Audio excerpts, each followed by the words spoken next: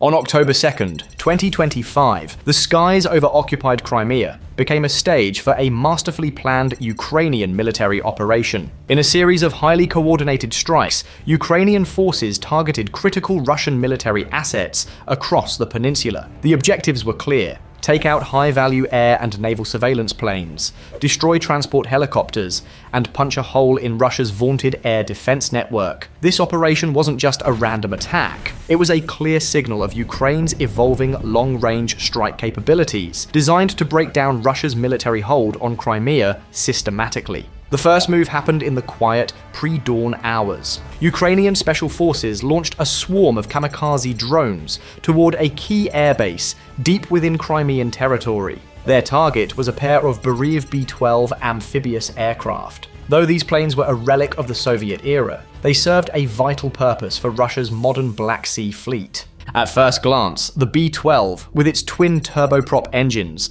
looks like something from a bygone era. NATO even calls it the Mail, but its role in this conflict was anything but outdated. Originally built for anti-submarine warfare, equipped with sonar buoys and magnetic anomaly detectors to hunt submarines, its mission had shifted. It was now one of Russia's best tools for hunting a new and persistent threat: Ukraine's naval drones. These Ukrainian uncrewed surface vessels are small, fast, and hug the water, making them incredibly difficult for standard ship-based radar systems to detect. The B-12, however, could fly low and slow for hours, acting as a crucial set of eyes in the sky.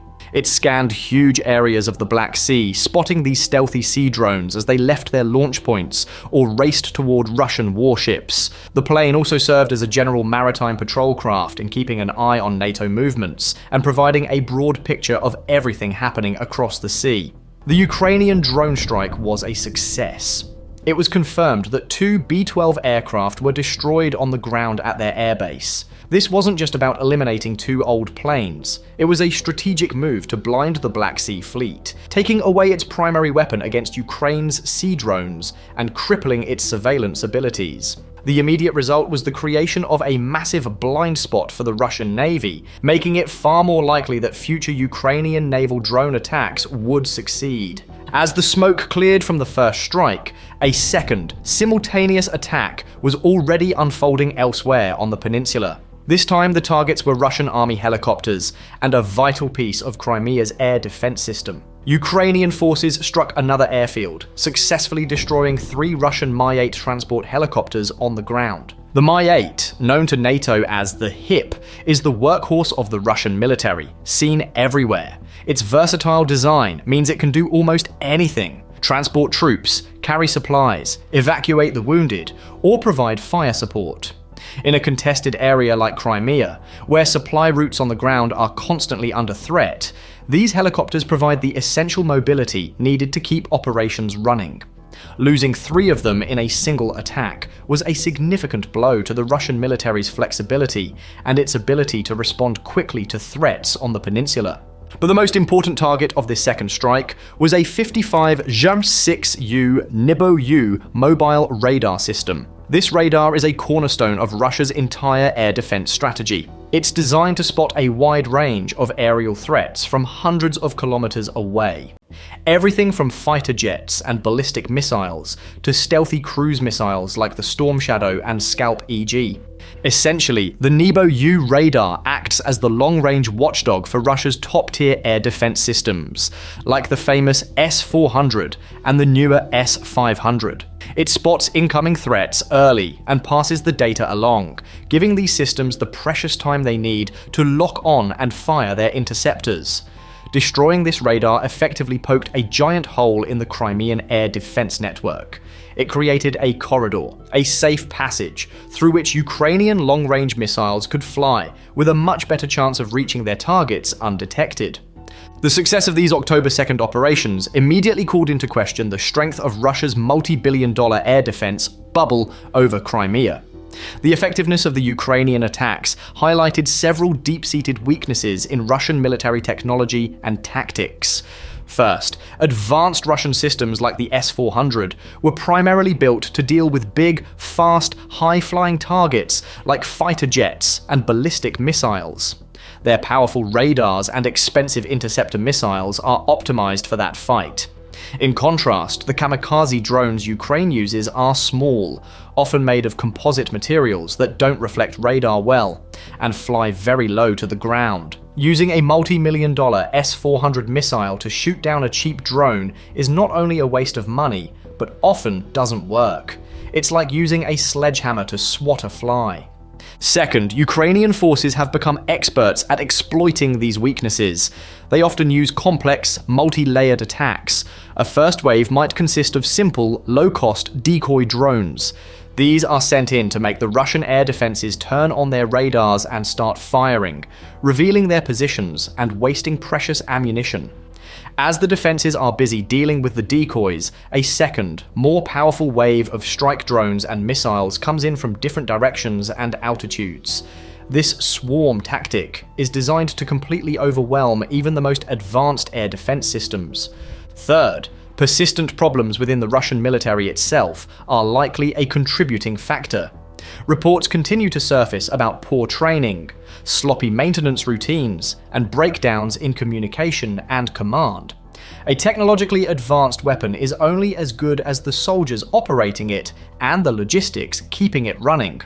These internal issues appear to be making Russia's expensive hardware far less effective in reality than it is on paper.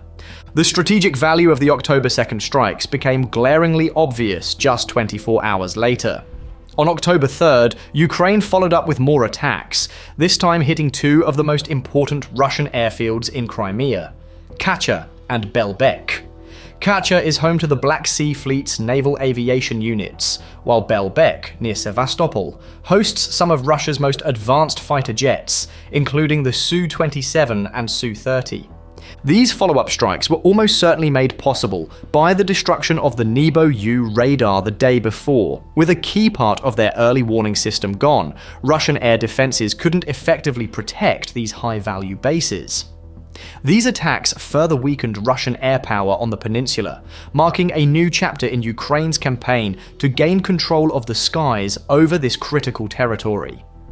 Looking at the bigger picture, Ukraine's strategic goal seems to be the complete neutralization of Crimea as a Russian military launchpad. With air defenses now proven to be vulnerable, the logical next targets will be the remaining command centers, large ammunition depots, and naval bases in Sevastopol and Feodosia. And of course, the ultimate prize remains the Kerch Bridge, the only direct land link between Crimea and the Russian mainland. These military actions have already caused significant ripples. Following the strikes, reports emerged of a massive increase in civilian traffic heading toward the Kerch Bridge. The long lines of cars suggest a growing exodus of Russian civilians who moved to Crimea after its annexation in 2014. This isn't an organized government evacuation, it's a spontaneous flight, a clear sign of a widespread loss of faith in Russia's ability to protect the peninsula. This exodus is a major setback for Russia's long-term project to change the demographics of Crimea by moving its own citizens there. Beyond the peninsula, the systematic dismantling of the Russian Black Sea Fleet is causing a major geopolitical shift.